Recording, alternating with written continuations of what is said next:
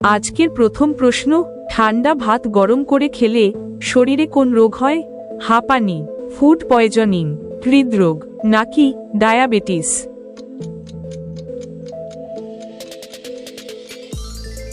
সঠিক উত্তর food poisoning. ঠান্ডা ভাত বা বাসি ভাতে ব্যাসিলাস সেরিয়াস নামে ব্যাকটেরিয়া জন্মায়।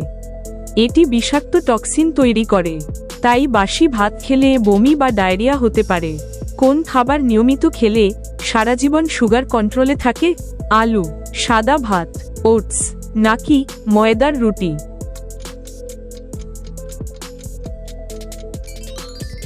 সঠিক উত্তর ওটস। ওটসে বিটা গ্লুকান নামক এক ধরনের ফাইবার প্রচুর পরিমাণে থাকে। এটি রক্তে গ্লুকোজ বা সুগারের শোষণ প্রক্রিয়াকে ধীর করে দেয়, ফলে ইনসুলিনের সংবেদনশীলতা বাড়ে এবং সুগার কন্ট্রোলে থাকে। একজন প্রাপ্তবয়স্ক মানুষের প্রতিদিন কত ঘন্টা ঘুমানো প্রয়োজন? 5 ঘন্টা, 6 থেকে 7 ঘন্টা, 7 থেকে 9 ঘন্টা নাকি 10 ঘন্টার বেশি?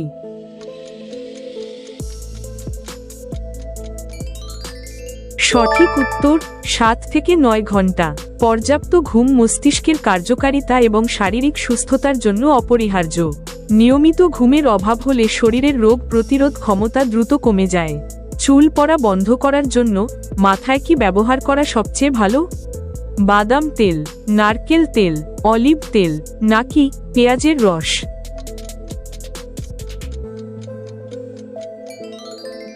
সঠিক উত্তর পেঁয়াজের রস। পেঁয়াজের রসে সালফার থাকে, যা চুলের ফলিকলকে শক্তিশালী করে এবং চুল পড়া কমাতে সাহায্য করে। রাতের বেলায় শাক খাওয়া উচিত নয় কেন?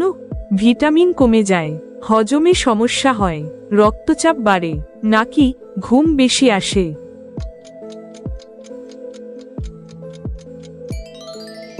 সঠিক উত্তর হজমে সমস্যা হয়। শাকে প্রচুর পরিমাণে ফাইবার থাকে। রাতে আমাদের হজম প্রক্রিয়া ধীরে চলে।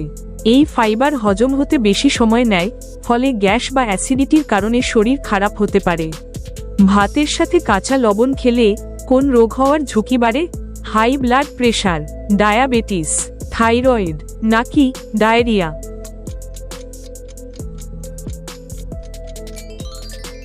সঠিক উত্তর হাই ব্লাড প্রেশার।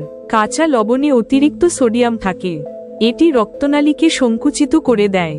এর ফলে রক্তচাপ বেড়ে যায় এবং হৃদরোগের ঝুঁকি বাড়ে। বেশি ব্যথার ওষুধ খেলে শরীরের কোন অঙ্গ নষ্ট হয়ে যায়? চোখ, হৃদপিণ্ড, ফুসফুস নাকি কিডনি?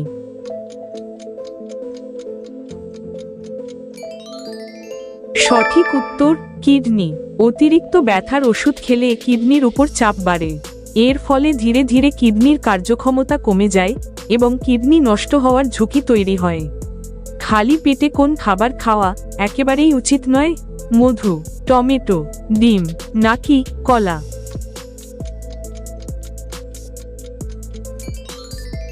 সঠিক উত্তর টমেটো। টমেটোতে ট্যানিক অ্যাসিড থাকে। খালি পেটে টমেটো খেলে পাকস্থলীতে অ্যাসিডের মাত্রা খুব বেড়ে যায়, যা অ্যাসিডিটি বা আলসারের ঝুঁকি বাড়ায়। শীতকালে শরীরে কোন ভিটামিনের অভাব সবচেয়ে বেশি দেখা যায়? Vitamin B12, vitamin C, vitamin D নাকি ভিটামিন কে?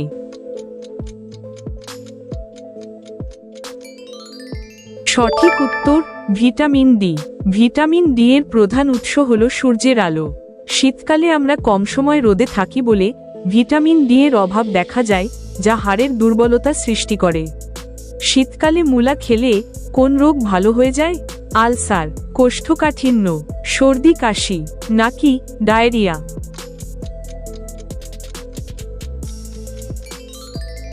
সঠিক উত্তর কোষ্ঠকাঠিন্য। মূলায় প্রচুর পরিমাণে ফাইবার থাকে, যা অন্ত্রের গতিবিধি এবং স্বাস্থ্য স্বাভাবিক রাখে। এই কারণে কোষ্ঠকাঠিন্যের সমস্যা দূর হয়। আজকের শেষ প্রশ্নটি আপনার জন্য। রান্না করতে গিয়ে হঠাৎ সামান্য পুড়ে গেলে বা ফোসকা উঠলে কি করা উচিত? বরফ লাগানো, গরম জল দেওয়া, ঠান্ডা জল দেওয়া নাকি টুথপেস্ট লাগানো? সঠিক উত্তরটি অবশ্যই কমেন্টে লিখে জানিয়ে দেবেন।